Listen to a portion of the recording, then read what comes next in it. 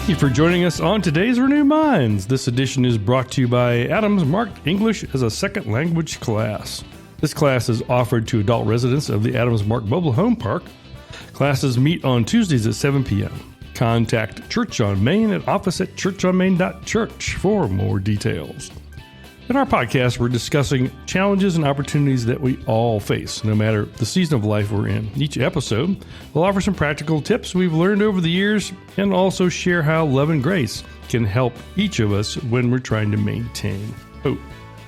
Today, we have Tommy McDearris, Senior Pastor at Church on Main in Blacksburg, Virginia, Tanya Dinkle, the owner and coach of Life in Action, and Diane Jones-Freeman, a retired mental health professional. So today's we're going to talk about Blue Christmas, depression during the holidays. The holiday season is often portrayed as the most joyful time of year, a time of celebration, togetherness, and cheer. But for many, this season can bring a feeling of loneliness, overwhelm, or sadness. If you're finding it hard to feel festive or struggling with depression during the holidays, you are not alone. Today, we're holding space for an honest conversation about these challenges, exploring ways to care for yourself and find moments of light even in difficult times. So let's talk about navigating the holidays with compassion and resilience. Yeah, let's talk about that. Christmas is, everybody knows Christmas is my favorite time of year. Just for the record, by the way, I'm Tommy McDearris, pastor of Church on Main in Blacksburg. I am the eye candy of Church on Main. Oh, boy. I am Tanya Dinkle, Is this being owner. recorded? Yes, this is being recorded. It certainly is. Yeah, I'm Tanya Dinkle, owner of Life in Action Coaching, and I'm a member of Church on Main. And oh my goodness, what we just heard. I know. And we are blessed to have a guest who is just as stunned about the revelation as I am. Would you please introduce yourself, Diane? I'm Diane Jones-Freeman. I'm a retired mental health professional, and I'm still gobsmacked. My Tommy being the eye candy of our church. You try your best. I'm also a member of Church on Main. It's interesting. All of the members of Church on Main that are in the room are all sitting here just astonished by this. That's right. I don't understand. Now, should I press the record button now, or should I wait? I think you should keep it. Yeah, I think you just keep it and keep going, and we'll see how it turns out. It really is. Everybody knows who knows me knows that Christmas is my favorite time of year. I just love almost everything about it.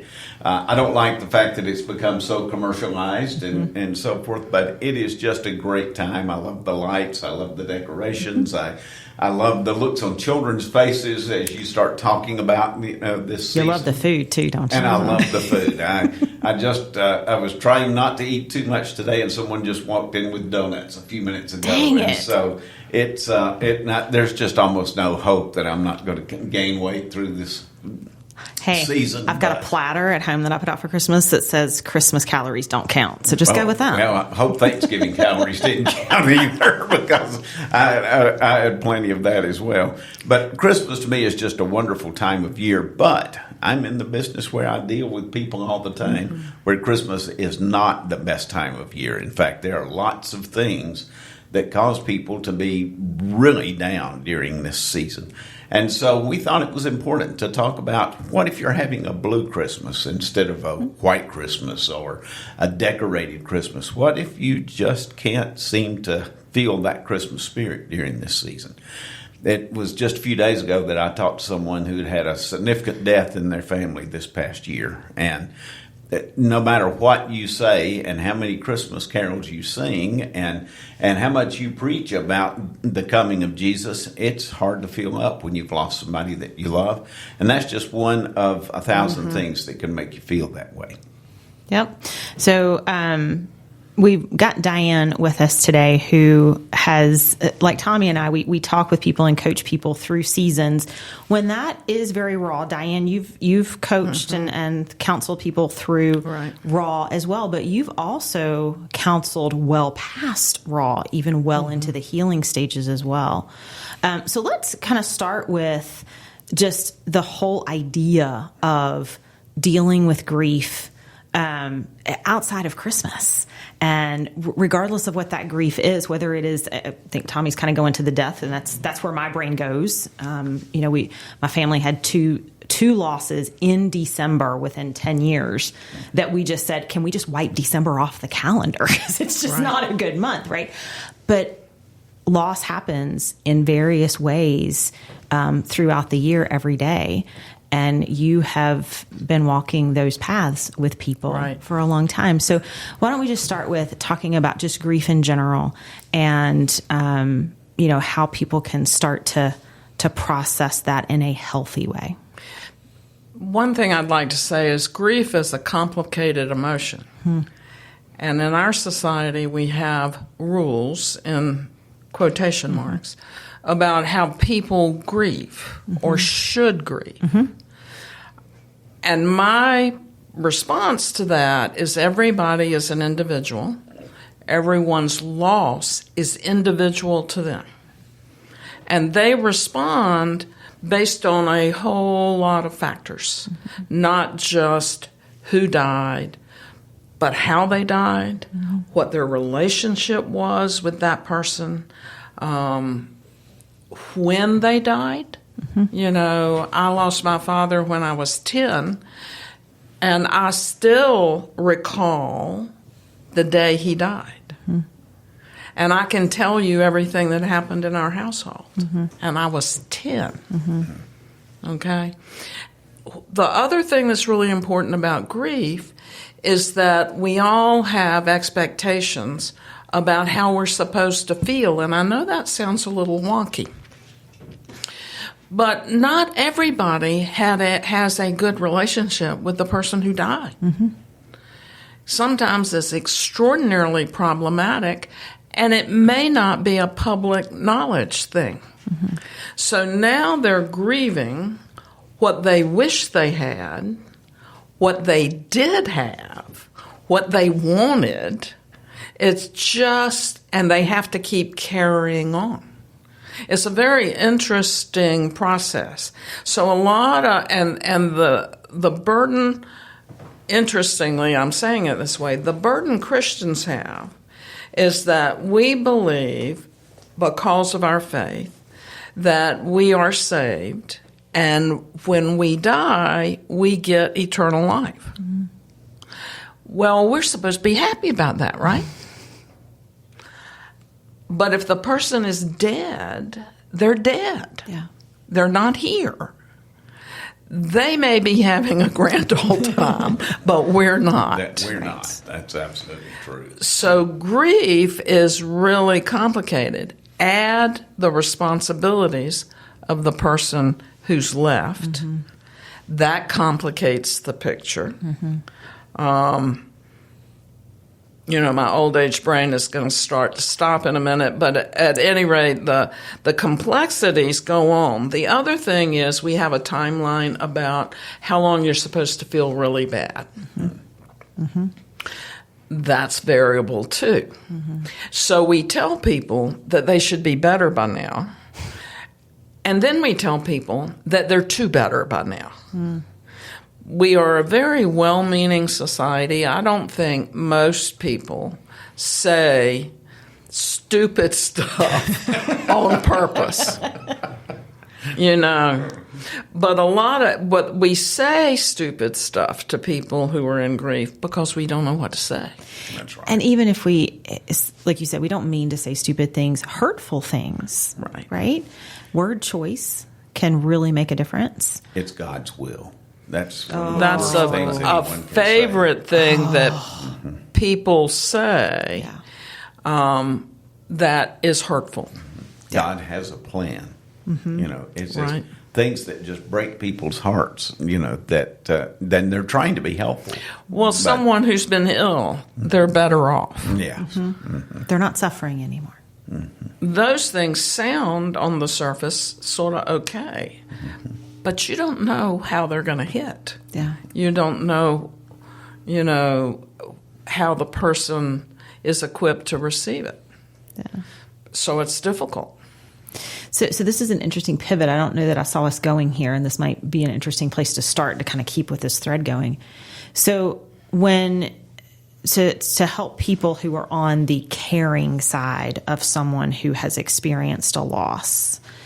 And I know we're talking death right now in most, but I mean, it could be a job loss. It could be an estrangement, right? There are lots of different ways. I mentioned in a previous episode about a book that Tommy had given to me about grief and when life just didn't turn out the way you thought it would, right? Can mean a lot of different things.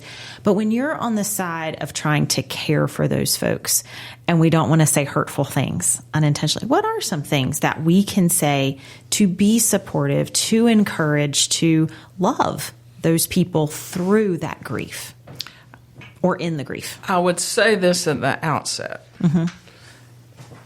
Don't put the responsibility for what you do on the person who is grieving to tell you what they need. Let me know if you need anything. Yeah. Grieving folks, whatever the grief is, don't know sometimes what they need. Sure. And even if they think they do, a lot of times it changes on a dime what they really need. So the best thing we can do for people is be there. Call them up and say, would you like me to come over and have a cup of coffee? Can I clean your house? Do you need me to do an errand? When you're grief-stricken for whatever reason, some people want to get out, some people want to hibernate. And we can't really make assumptions. The most important thing you have with someone you care about who's in grief is yourself and sharing it. Share yourself, warts and all. Yeah. But share yourself. Be there. Be there. And not on a timeline. It's not just that first week or even the first year, right? It changes. I've had several good friends who have lost children, which I think is almost unfathomable how grief-stricken you are. We don't expect to lose those people who are younger than we are. And when you've lost that, think about this, you've lost a future. If you get divorced and you didn't want to be divorced, you've lost the future. So when you lose the future, that's not 2 months, 6 months, 1 year. Yeah. You can be bumping along pretty well, but you're going to get leveled occasionally. That's the other thing. Yeah. So what I'm going to say is being there is really important. I grew up in the South in a church community, so food was really important, particularly for the first few weeks. Honey, we would feed grieving families all the time. We need to keep feeding them occasionally, and give them, help them laugh occasionally, play a game with them, do things in those important milestones. Remember the day the person died. Today's communication is such that all you have to do is send a text, I'm thinking about you. One of our associate pastors here he kept a log on a calendar of the date of the anniversary, and the week of the anniversary he would send a card and just as a thought to try to make people feel better on the anniversary of that death. I do that today just in my calendar app on my phone. That today's the day, and then usually an alert a few days before so that I can, if I want to get a card or just to remind me to send a text. Another one of those, be there for people. I'll never forget, it was in my first church, and there was a woman who'd lost her husband, and several weeks later I just called to see how she was doing. She said, I'm just terrible. And I said, tell me about it. And she said, I just can't think straight. She said, I try to go to the grocery store and get my groceries, and I get home and I have nothing that I need and everything else. And I said, would it help if I went to the grocery store with you? And she said, would you do that? I said, yeah, I'd be glad to. And so I went, and we just kind of walked down every aisle and let her pick things out. She died the last year that I was there, and I'm not kidding. The day before she passed away, she told somebody that story. it meant that much to her that she just had somebody who would go with her and help her with a very simple task. Sometimes people just need, help with the little things, and you have to just offer. They don't even know to ask you, about doing Well, they something. don't give themselves permission to ask That's either. true. I mean, if they've been fairly functional all their lives, and all of a sudden, and brain fog, and memory loss, and just confusion are normal reactions, or normal grief reactions. All of those things. And so going grocery shopping with her seemed small to you, maybe, but it wasn't small to her. Oh, it wasn't small at all, but it took an hour out of my day. I never thought any more about it after that day, but she was still talking about it 7 years later. It meant that much to her. I had a client a long time ago, and this is sort of funny, but it says something to the ordinary. She had an extraordinarily difficult time when she lost her spouse and was not very functional for a while. And she was telling me about it in our counseling session. And she said, the one thing, my floors got dirty, everything got really dirty, but my toilets were always really clean. And I said, I bet somebody came over and cleaned them for you. And she looked at me and she said, I'm going to make a phone call when I get home. Her best friend secretly came over and cleaned her bathrooms routinely for 6 months. Wow. Didn't tell her she was doing it. She just used the restroom. She would clean things, hide the cleaning supplies, and come out. I know someone who their husband was meticulous about their yard. They mowed the yard every Friday. That was just, it was done. And after her husband passed away, she had never mowed a yard in her life and was not real healthy.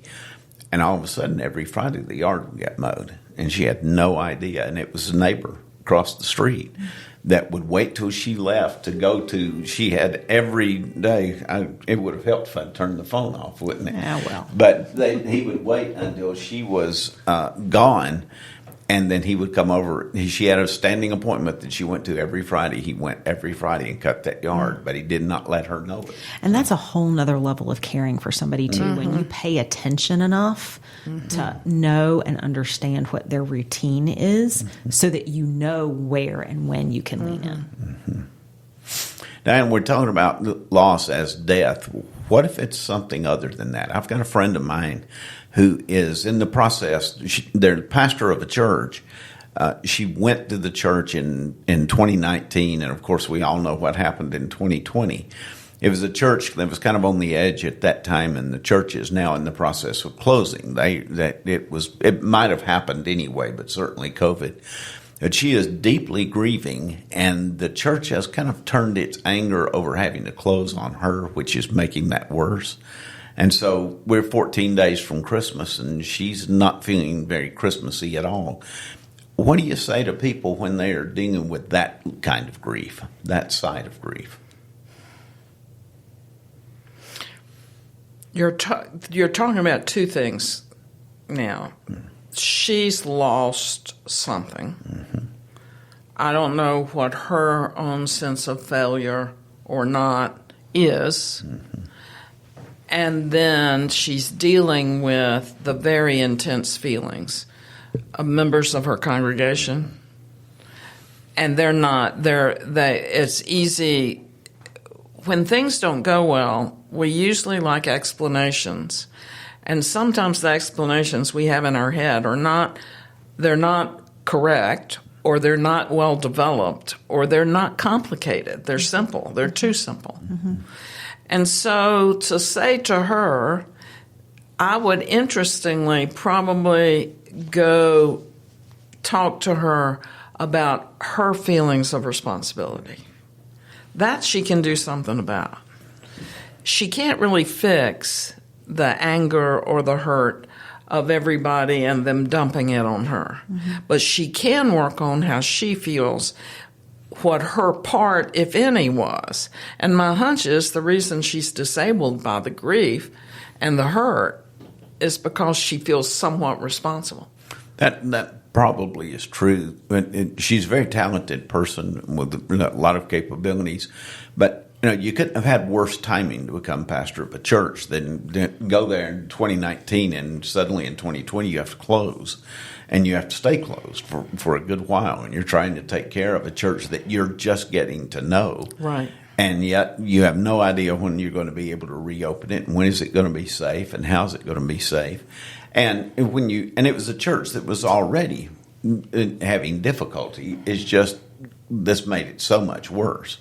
And so she's hurting on more than one level. You're absolutely right. But I've known other people. I mean, I know people right now who are very fearful of losing their jobs because they're not sure their jobs are going to be there next year.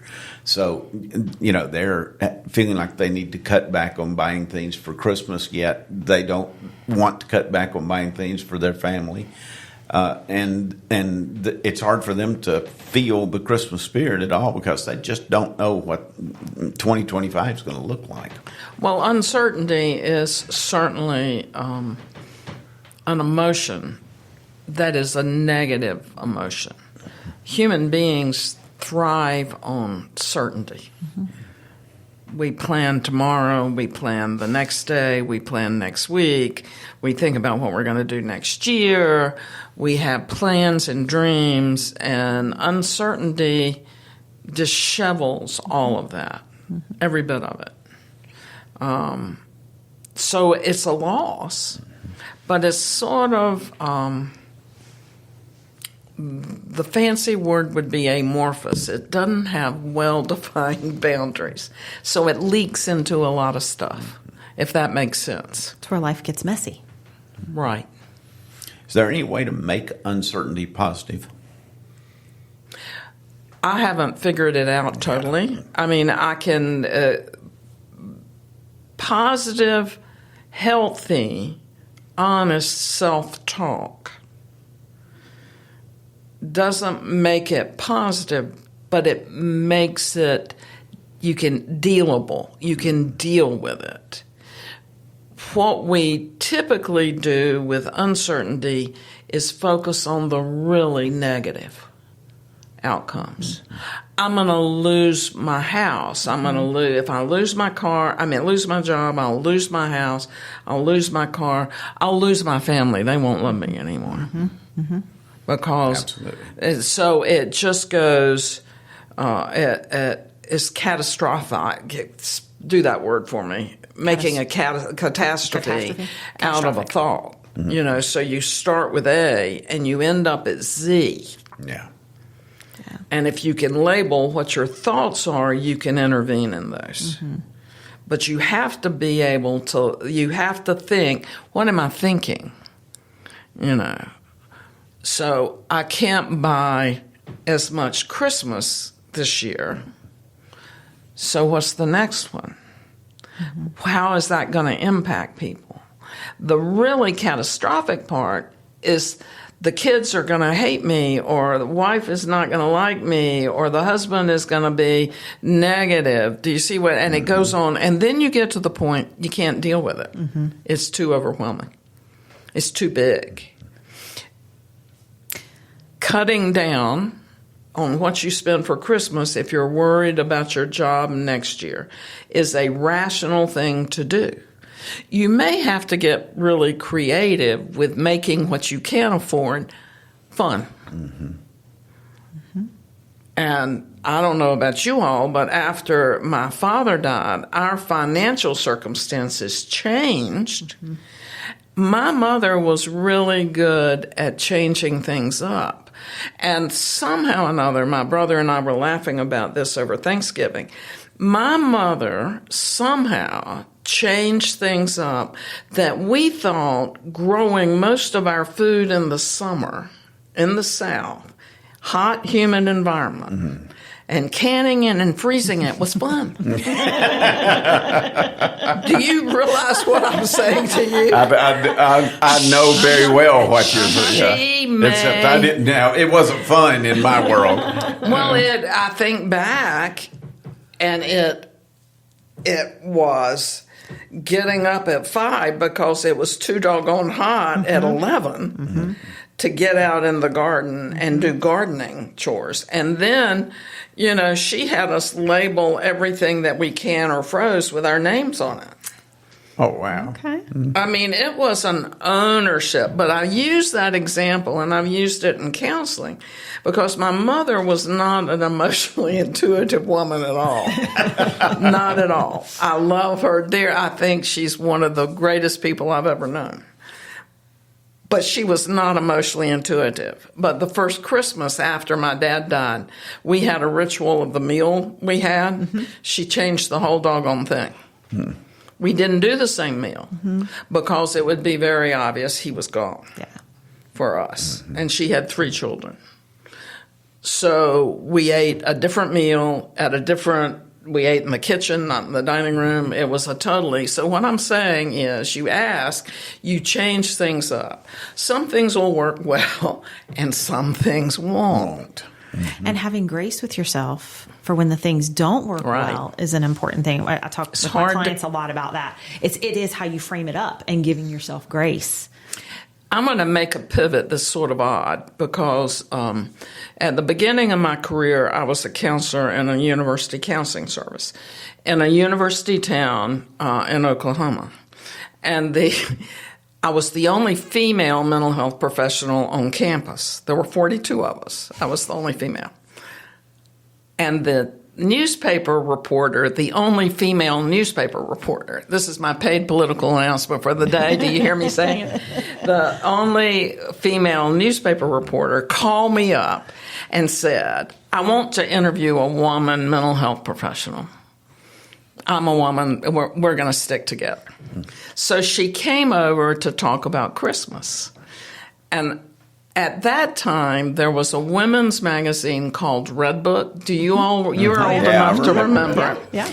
And on the cover of Red Book that year, there was a very handsome man, an absolutely drop-dead. For those not in the room, this is not Tommy McDearest that you're referring to. Oh, that's right. Please continue. I'm older than Tommy McDearest. He would have been a teenager back then, but he still wouldn't have been on the cover. And the woman was the mother was a drop-dead gorgeous woman. Okay. And they had 2 blonde-haired, cute daughters who were in red velvet dresses. Okay? And I started a phrase that I used for my entire professional life that worked well until Red Book met its demise and wasn't published anymore, so people didn't know what it was. And I said, you're trying to have a Red Book Christmas. Everything looked perfect. The tree was perfect. The mantle was perfect. The logs in the fireplace, everything was blazing just perfectly. Little girls were happy. The mother was happy. She had a big diamond ring on her little finger. It was just no one could compare. And what we do is take a moment that we see in a picture or out in public, and we compare ourselves to that moment. And we don't live up to it. Our lives won't make it. It ain't perfect. We may have a bald-headed husband. What can I say? And I can say that because my daddy was bald as an eagle. But at any rate, it's like that comparison. But listen to what I'm saying. You compare to a moment. Even beautiful people with 2 beautiful little girls in a beautiful house, their bathrooms get messed up. Their kitchens are disasters sometimes. Everybody doesn't look good all the time. And they don't treat each other well all the time. So what we do in our heads is, my life should be like that. It never is. Yeah. We may have a moment every once in a while that we say, wow. but it's our moment, and then it passes, and it's no longer there. Christmas is the time of year that people do that. Yeah, you're right. I actually think that people do it all the time, and it's worse now than Right. it probably was for the Red Book Christmas because of social media. Right. We are consistently, all the time, comparing ourselves against, like you said, this one moment in time that was probably one of 35 pictures that were taken. Right. And the rest of them had something tiny that was wrong. Kid looking in the wrong direction, or somebody screaming, or somebody trying to get away, something, right? But there was that one perfect looking picture that we're holding ourselves to. And I think that now sits in the palm of our hands, not once a month when Red Book came out. It's every day. Right. You're absolutely 24 hours a day, it's a day. Mm-hmm. around the world. Mm-hmm. And we're connected with people, and I use that word, air quotes, very loosely, with people around the world that we don't even know, and we're comparing ourselves to them. Dangerous. It is very dangerous. And it deprives us of having a full life. Yeah. In order to appreciate life and feel good about life, you have to have it all. Mm-hmm. And by having all of it, I mean, to really appreciate being happy, you have to have experienced sadness. Right. Mm-hmm. In order to appreciate and be thankful for someone who's in your life, you have to have experienced loss. Without that, you don't know how great it is when you have it great. It's a very interesting thing, but social media, which I, as an old lady, stay away from a lot, frankly. Good for you. Well, it's not a real connection. It's not. No, it's not a real connection. People would challenge me on that. You two didn't. But I've had people defend it and say, this is a real connection. And I'll say, and one of my favorite things to say to people because of that experience with a client I had, I was telling you about the bathroom. I said, so is that person going to come and clean your toilet when you really need them to? And they look at me like I'm a nutcase. But no, that person isn't going to come and bring you a meal or sit and talk to you or just listen or take you to the grocery store or to do the things we need for our souls to be nurtured. That won't happen. Yeah. The only minor caveat to that, and I fully agree with what you're saying.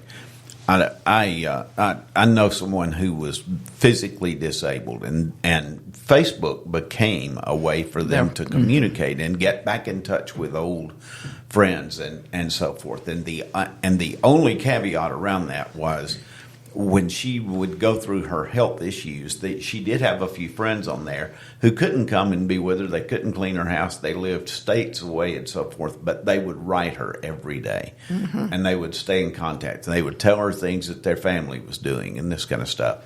And they would send her pictures. They'd post pictures on Facebook they knew she would see. And it became, kind of a lifeline for her in that. It became, and in that example, you're absolutely right. In that example, it's a very positive thing. But she was very careful to say she would regularly say it's not a substitute for being healthy. It's not a substitute for being able to get out. She said, I wish I could do all the things that I could, but I can't. But I can do this. And she would write very encouraging things to people that were struggling. But she knew she couldn't go help them. And she would tell them that, this is all I can do, but I'm going to do this.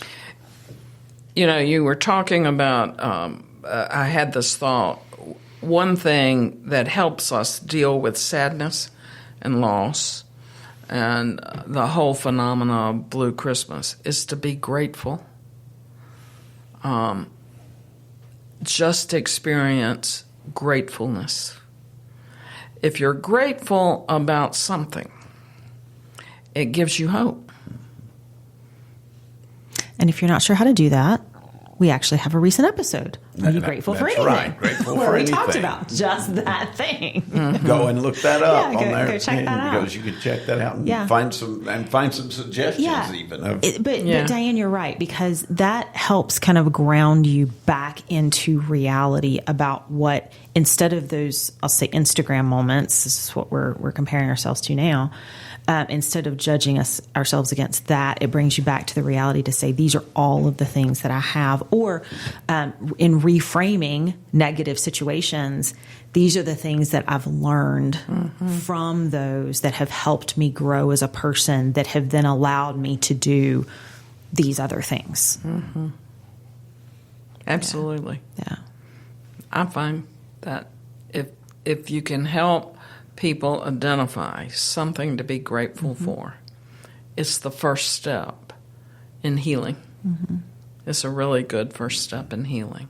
And that may be, being grateful that when you move your thermostat, the heat comes on.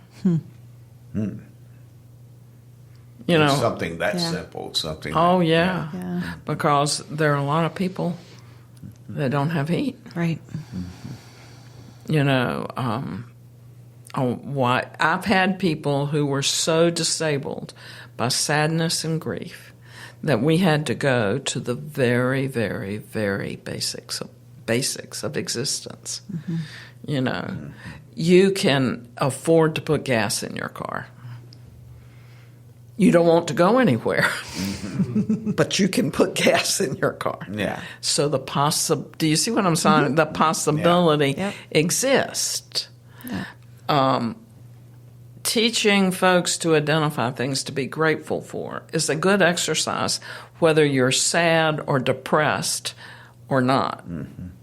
What's the best way to start with that, Diane? Do you just say to someone, "What are you grateful for?" Or yeah. You need to. It can't come out of context. When you're helping people, you have to have a relationship. If you're coaching someone, counseling someone, being a friend to someone, the quality of your relationship allows you some room to say things. If you do not have that relationship, there's some things you need to not say for a while. They're not going to be helpful. It's like we can tease you, Tommy, because we have a relationship with you that in your heart, I hope this is correct, in your heart, you believe we have your best interest at heart. If someone believes that, it gives you room to push them a little bit. Yeah. If they don't believe that yet, you can't remind them that they can turn on the lights at night, and it's not going to do what you want it to do. Yep. Does that make sense? That makes perfectly good sense, yeah. So the first thing is to make sure folks really believe you have their best interest at heart. So if you make a mistake or a misstep, it's not disastrous for them or you. Relationship. It doesn't end the relationship. Right. Occasionally, you get surprised, though. You think you have a closer relationship than you do, and suddenly something happens and it upends things. I think some of that too is where the person is in their own grief cycle and in their space. I mean, I've had some missteps kind of recently with an individual who I'm very close with and have been close with my entire life, but they're in a space that is just extra challenging right now. And as much as I try to be supportive and encouraging, we have different perspectives on things, and that's okay. But yeah, I've ended up, I did the same thing. I made a mistake with someone who I did not know was dealing with another issue that they had never shared with me, and so something happened, And I kind of challenged them on it, not knowing that I was challenging right in the very wheelhouse of the other thing they were dealing with. And it really did damage the relationship. And I think part of that is because they just assumed I knew the other thing and I knew nothing about it. Yeah. And so you do have to kind of be careful and realize that sometimes you can misstep. And when you do, I mean, I've found basic, apology. Apologize when you make a misstep. That's always a good start. Genuine apology. I was going to say genuine. It has to be genuine. It's got to be a genuine. You have to be telling the truth. You do. And then, I just go back to the basic. And then it's up to them to accept that or not. It really and they don't have to at all, and they certainly don't have to right then either, right? Depending on where they are. So understanding that if you've tried to make a genuine apology, and if that isn't where they're in that space to be able to do that, that's okay.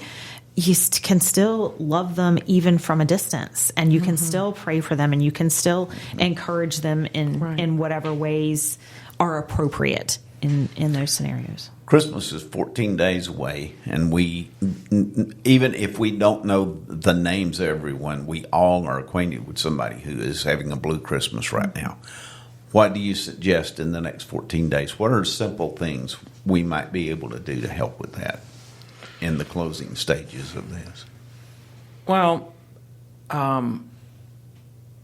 depression on whatever level it is, whether it's grief, sadness, clinical depression, a black hole depression, one of the hardest things to help people do and the easiest bang for your buck is exercise. Go take a walk. Get them to take a walk with you.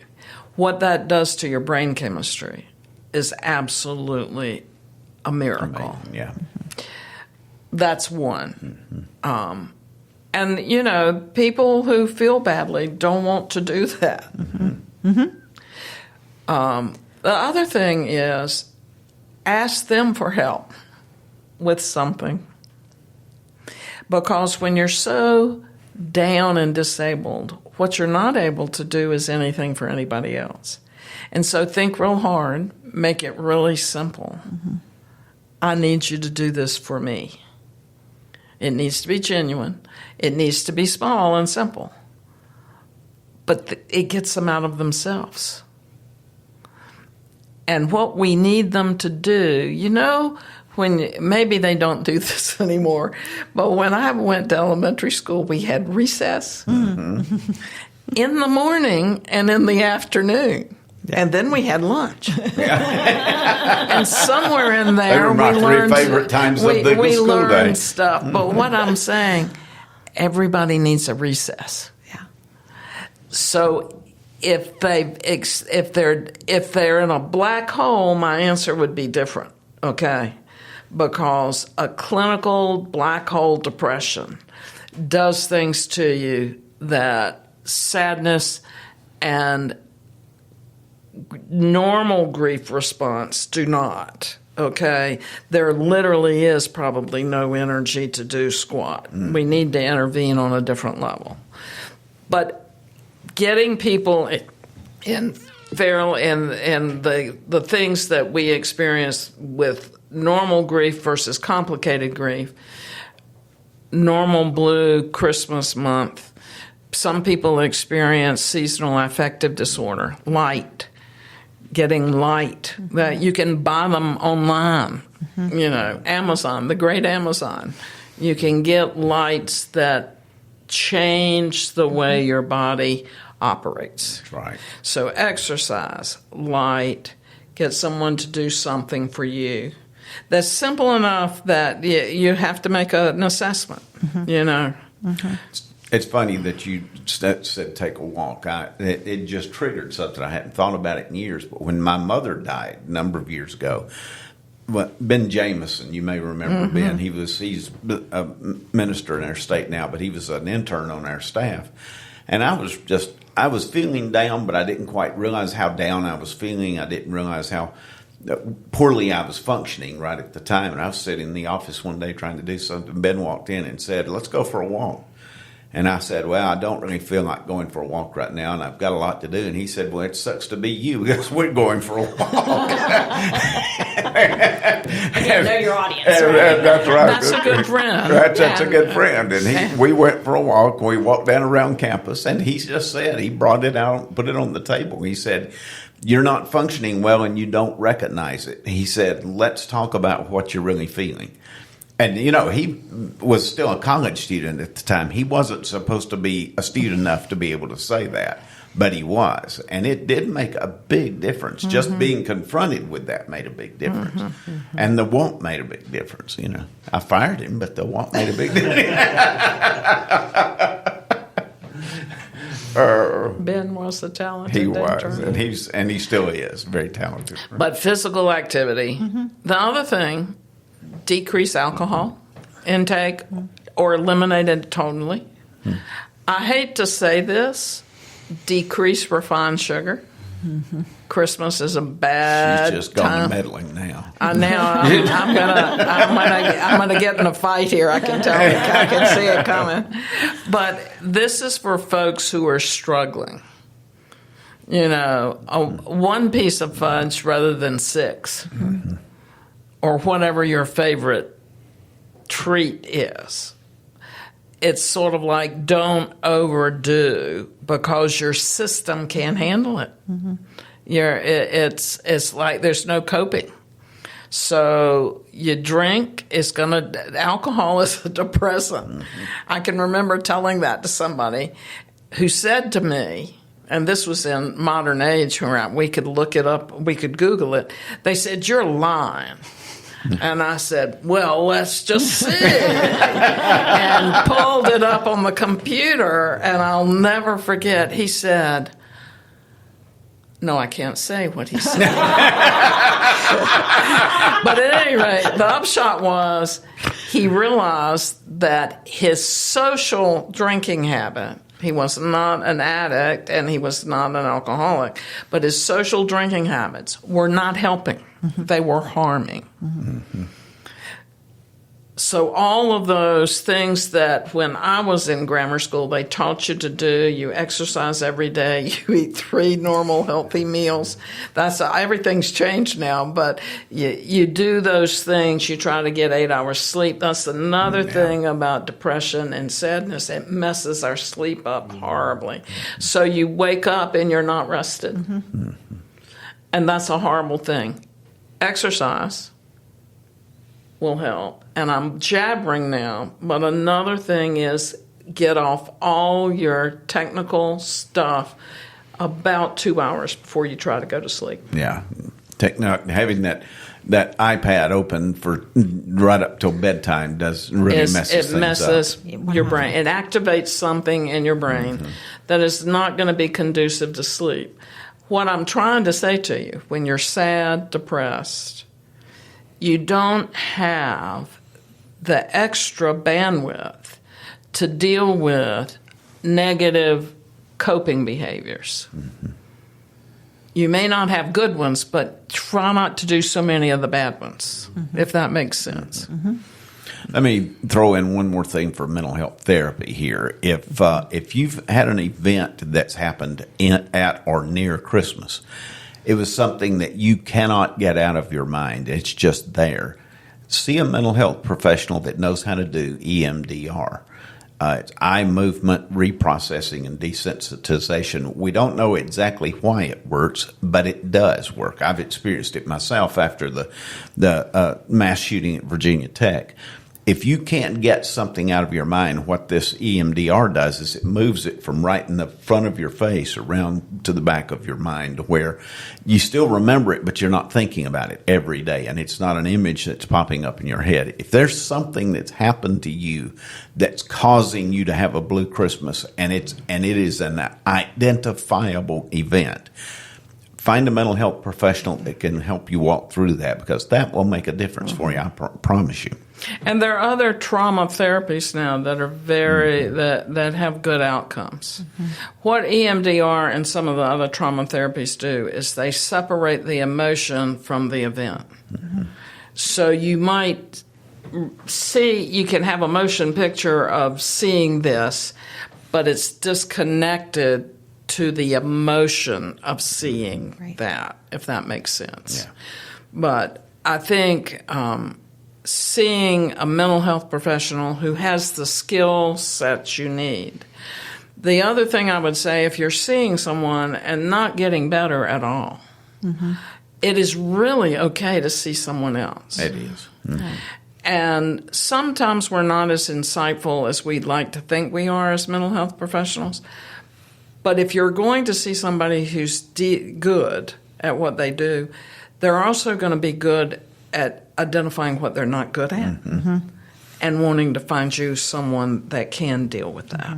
And let me say that for pastors, too. Yeah, a lot of people come to the pastor for counseling, and we can do a lot of counseling with you. We can certainly help you with your spiritual concerns, with, what you're feeling about your faith.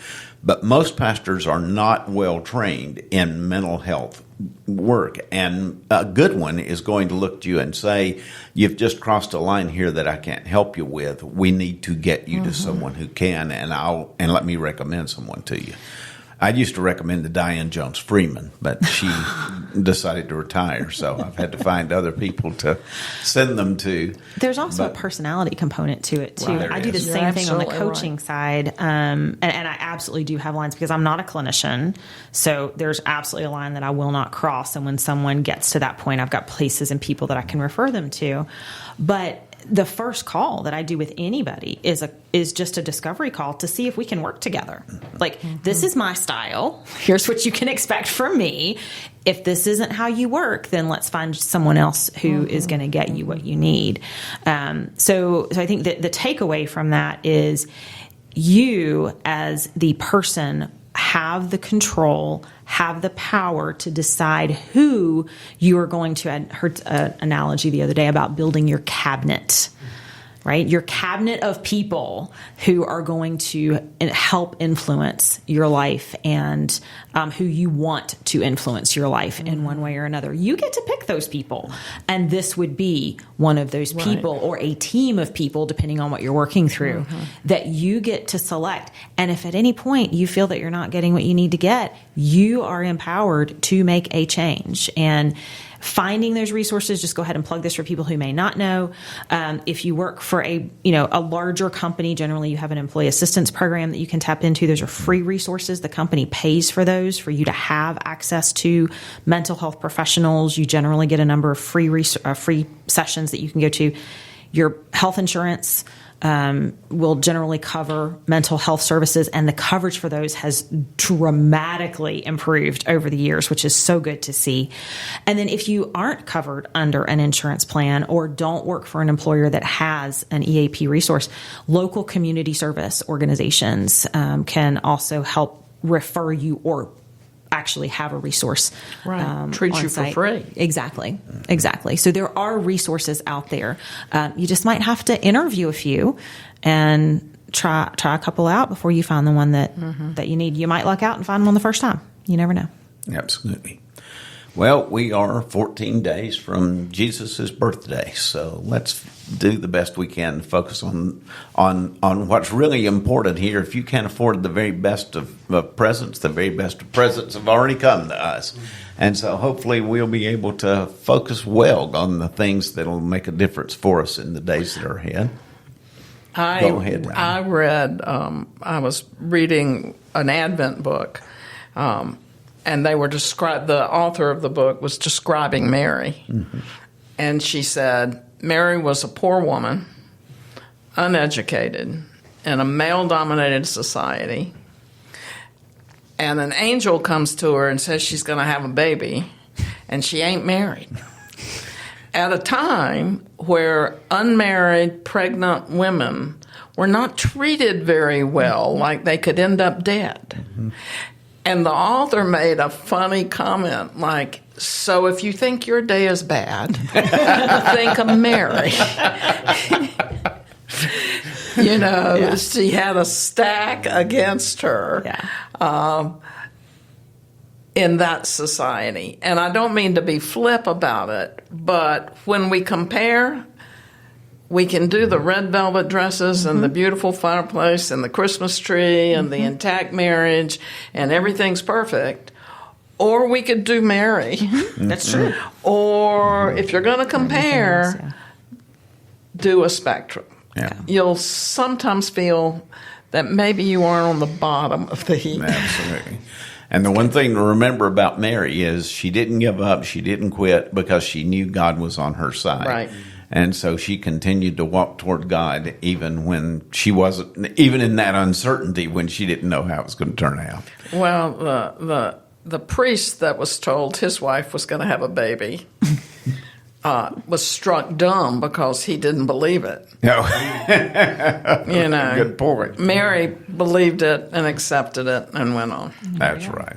Diane, thanks for being with us today. We appreciate you coming and being in here and being part of this. Yeah, and we thank you for listening and joining in the conversation. So if you have anything that you would like to chime in with, if there are stories you'd like to share or just want to reach out and connect with Diane, you can do so through our email. Just send us an email at renewedminds@churchonmain.church.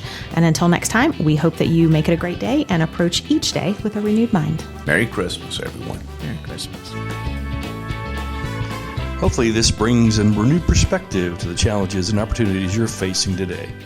What steps are you going to be taking to show love and grace to everyone? If you have any questions or comments about our podcast, please send an email to renewedminds@churchonmain.church. Thanks for taking time out of your day to join us. Listen next week for the next Renewed Minds.